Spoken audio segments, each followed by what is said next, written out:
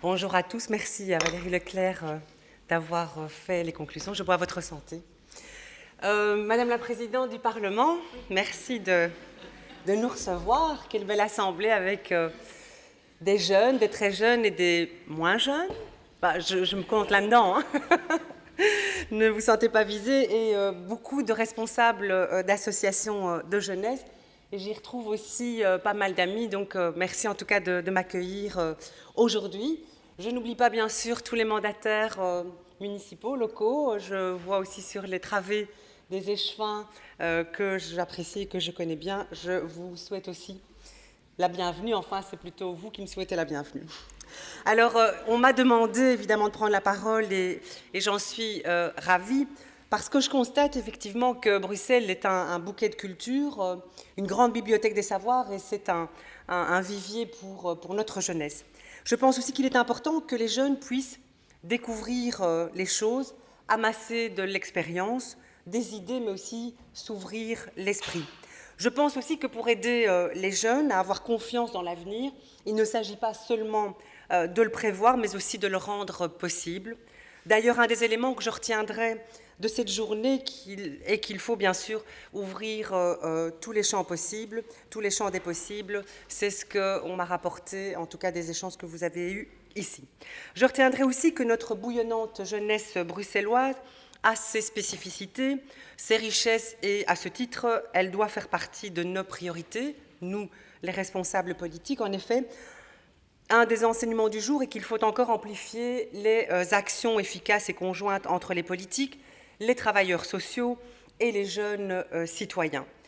L'objectif de cette journée, axée autour d'une conférence débat, d'ateliers d'échange, était d'aboutir à des propositions concrètes et je peux d'ores et déjà vous dire que vos propositions alimenteront certainement les travaux de mon gouvernement. Je partage nombreuses de vos préoccupations et je déplore les inégalités qui font partie intégrante de notre société, qu'elles soient culturelles, économiques ou sociales. Mon gouvernement fait d'ailleurs de la lutte contre celles-ci le sens de son action politique. Dans le cadre de mes compétences de ministre-présidente du gouvernement francophone bruxellois, cela se fait notamment via la culture de proximité. En effet, je pense que la culture est un moteur d'innovation sociale, un vecteur d'échange et de dialogue, un facteur d'émancipation du citoyen. C'est d'autant plus vrai que Bruxelles bénéficie d'une effervescence culturelle riche et variée, et vous en êtes la preuve ce soir.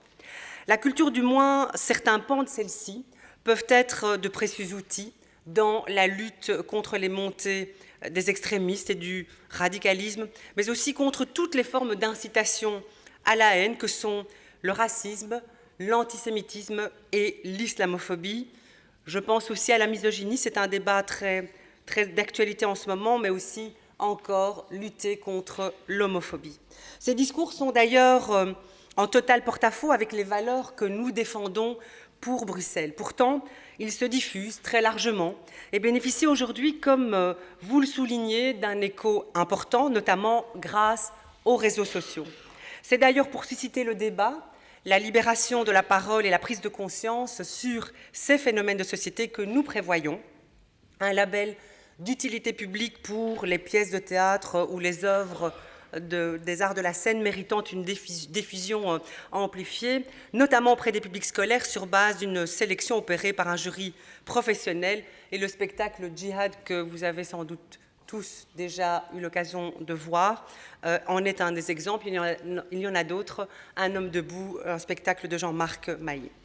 La désignation aussi d'ambassadeurs culturels au niveau des écoles et des associations, qui seraient composées d'artistes, de membres de l'associatif, du monde académique, des animateurs radio et télé. Ceux-ci seraient chargés d'organiser des débats et des échanges dynamiques dans les écoles, dans les quartiers, des débats participatifs sur le thème de l'identité, de la religion, du radicalisme, du vivre ensemble et surtout des valeurs démocratiques. Outre la culture, la promotion de l'égalité des chances constitue, elle aussi, le terreau de tous les espoirs. Beaucoup de questions liées au mal-être d'une partie de notre jeunesse, liées aux questions de radicalisme ou à ses racines, sont nourries souvent par des controverses, mais pas par le débat. La promotion de l'égalité des chances peut permettre une compréhension mutuelle, une prise en compte des arguments des autres à froid, mais surtout des mesures concrètes et le soutien à toutes les actions qui visent à promouvoir le vivre ensemble doivent être soutenus. Ces mesures doivent être mises en place dès le plus jeune âge, car auprès de nos jeunes, de telles discussions permettront peut-être d'exprimer clairement les enjeux. Il faut ouvrir le jeune à l'acceptation de l'autre, découvrir la richesse des différences, permettre aux élèves de prendre conscience de l'existence des barrières que les différences dressent entre les hommes et aider surtout les élèves à franchir ces barrières. Mesdames et messieurs, je me réjouis donc qu'il existe en matière de culture notamment des dispositifs de médiation permettant de remédier à la fracture culturelle. J'aimerais aussi vous livrer quelques éléments contextuels et vous rappeler que l'action culturelle de la Belgique francophone s'inscrit de très longue date dans une tradition de démocratie et de participation culturelle. Cette tradition intègre une large dimension d'éducation permanente au bénéfice de populations socialement exclues ou défavorisées.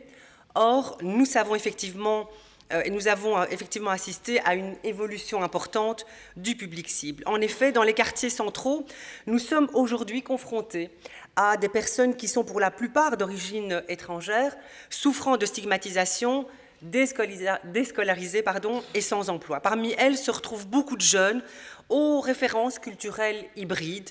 La réalité socio-économique de la population bruxelloise et sa dualisation représentent donc un défi tout à fait essentiel qui nous oblige à repenser en profondeur nos politiques culturelles ou autres. Il m'a semblé aussi qu'il est impératif de sensibiliser les jeunes élèves de primaire et du secondaire au vivre ensemble avec ces différences. Cela peut se concrétiser par la visite d'un pédagogue au sein d'écoles qualifiées parfois de sensibles afin d'aborder le sujet du racisme, de l'antisémitisme, de l'islamophobie avec l'ensemble de ses élèves. Des actions de ce type rencontrent déjà un franc succès et il faut les amplifier. Il faut permettre aux jeunes de rencontrer des personnes d'origine et d'autres origines, de convictions philosophiques et de débattre avec eux dans le calme et la sérénité. Par ailleurs, il me semble important aussi d'accroître la lutte contre toutes les formes de discrimination et à la mise en œuvre du principe d'égalité de traitement. Cela doit passer par des actions concrètes et ces actions devront avoir pour objectif de promouvoir la lutte contre les discriminations et la promotion de l'égalité des chances au sein, par exemple, de la fonction publique notamment, mais aussi au sein de tous les secteurs subsidiés. Outre la culture, il faut aussi travailler sur la notion de citoyenneté et les conditions du vivre ensemble dans d'autres matières, comme le sport, par exemple.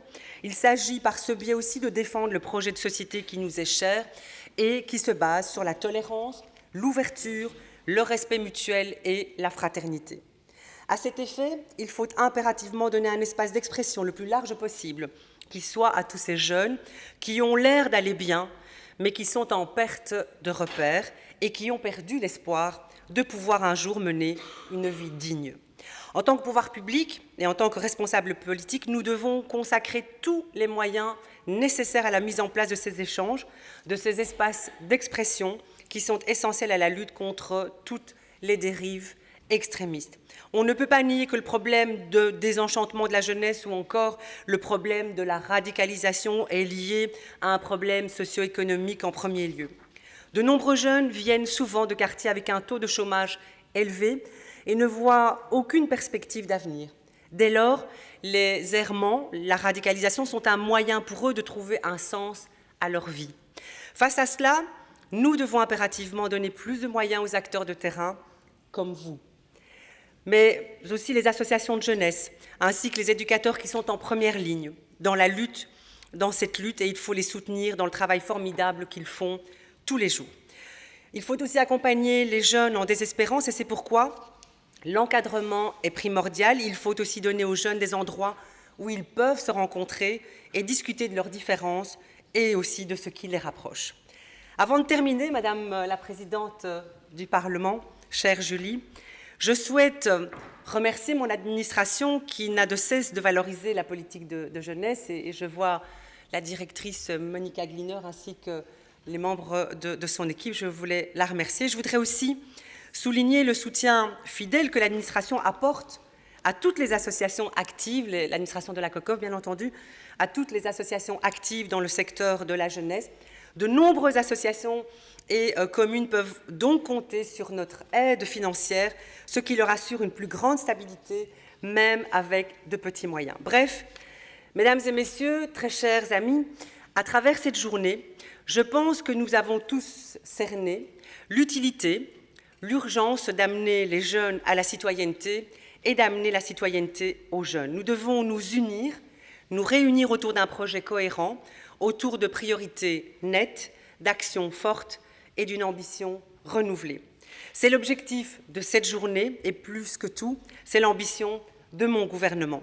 Un gouvernement qui se portera fièrement et qui portera fièrement les espoirs des jeunes bruxellois, un gouvernement qui se battra comme vous de toutes ses forces pour que l'avenir puisse s'éveiller encore plus beau que le passé.